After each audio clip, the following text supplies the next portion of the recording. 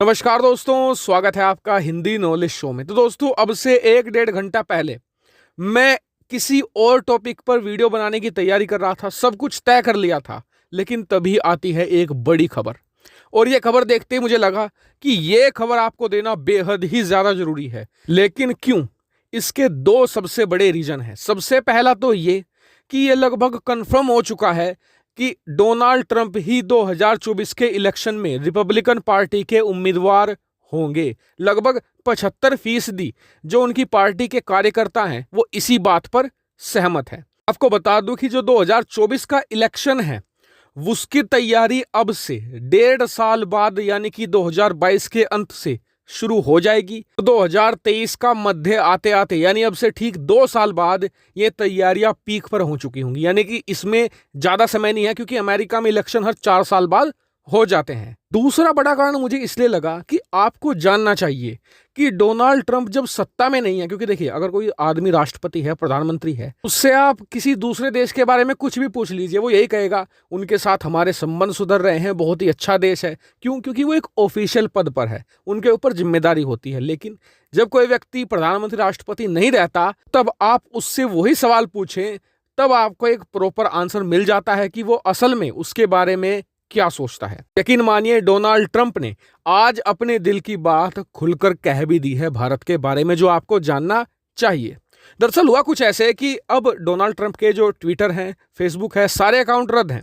तो अब Donald Trump क्या कर सकते हैं बेचारे? तो न्यूज चैनल के सामने अपनी बात रख सकते हैं। तो यही हुआ, कल उनका एक इंटरव्यू था फॉक्स न्यूज के साथ, जो एक बहुत बड़ा नेटवर्क है अमेरिका के अंदर। तो वहां पर जब उनसे पूछा गया चाइना के बारे में, भारत के बारे में और कोरोना के बारे में, तो उन्होंने क्या कहा, स्क्रीन पर आप देखिए। उन्होंने कहा कि कोविड-19 ने भारत को डेवस्टेट कर दिया है, यानी कि बहुत ही बुरी तरीके से हिलाकर रख दिया है, और चाइना को इसके लिए पे करना चाहिए, यानी कि इसके लिए हर्जाना देना चाहिए। उन्होंने कहा कि मैं पहले भी कहता आया हूं और अब भी कहूंगा कि चीन को कम से कम $40 ट्रिलियन दुनिया को कंपनसेट यानी कि मुआवजे के तौर पर देना चाहिए।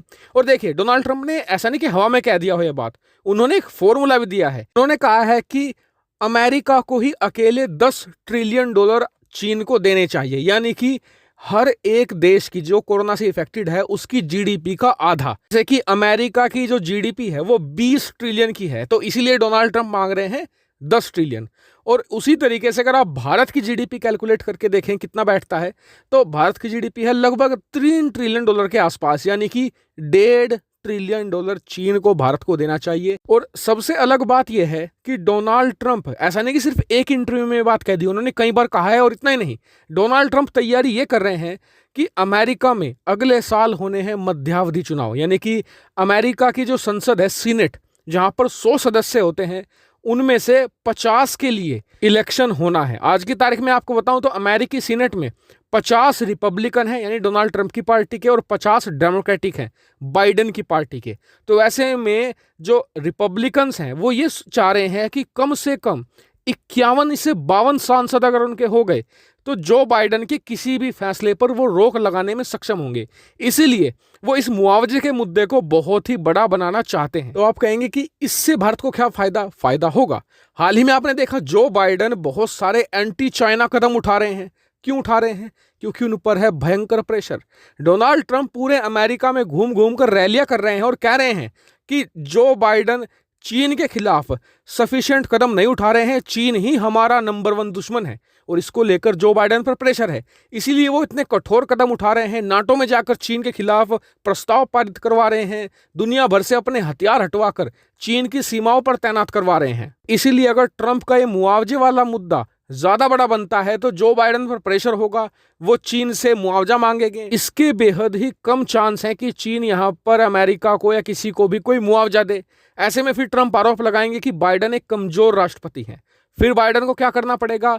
चीन पर प्रतिबंध लगाने पड़ेंगे, और चीन के खिलाफ कोई भी कदम उठाया जाए भारत को इनडायरेक्टली फायदा मिलना ही है। ताकि ट्रंप पर और उनकी रणनीतियों पर आपका क्या मानना है, कमेंट करके जरूर बताएगा। साथ ही वीडियो को शेयर कीजिएगा और चैनल को सब्सक्राइब करना बिल्कुल मत भूलिएगा। Thank you for watching video.